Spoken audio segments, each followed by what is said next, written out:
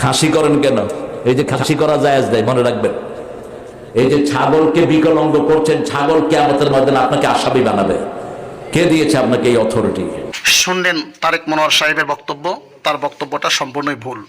তিনি না জেনেই অনেক সময় অনেক ভুলভাল ফতোয়া দিয়ে থাকেন। গৃহপালিত কোনো প্রাণীকে খাসি করা বা তা দ্বারা কোরবানি করা সম্পূর্ণ বৈধ। হাদিস শরীফেও এ ব্যাপারে ফতোয়া আসছে এবং ফিকাহের কিতাবেও আছে।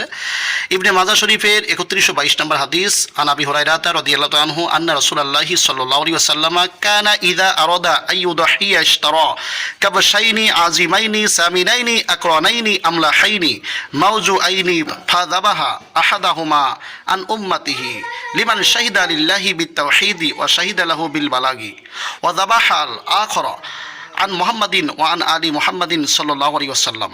অর্থাৎ রাসূল আকরাম সাল্লাল্লাহু আলাইহি ওয়াসাল্লাম যখন কুরবানি দেওয়ার ইচ্ছা পোষণ করতেন, তখন তিনি দুইটি মেষ বা ছাগল ক্রয় করতেন, যেগুলো মোটা তাজা এবং বড় এবং সেটা শিং বিশিষ্ট এবং খাসি করা।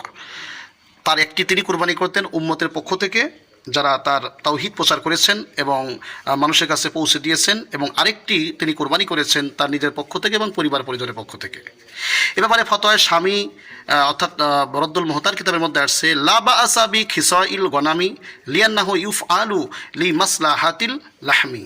অর্থাৎ কোনো প্রাণীকে খাসি করানোতে কোনো প্রকারের ত্রুটি নেই, যেহেতু এটা করা হয় গোশতের স্বাদ এবং উপকারের জন্য। সুতরাং খাসি করা অবশ্যই জায়েজ এবং এটা বৈধ। যারা জানে না, না জেনেই ফতোয়া দেয়, তাদের কথাটা ভিন্ন। সুতরাং আমরা কারো বিভ্রান্ত ফতোয়ায় নিজেরা বিভ্রান্তিত হব না। আমরা অবশ্যই সহি মাসালা জানবো, আমল করব, বুঝবো। ধন্যবাদ সকলকে।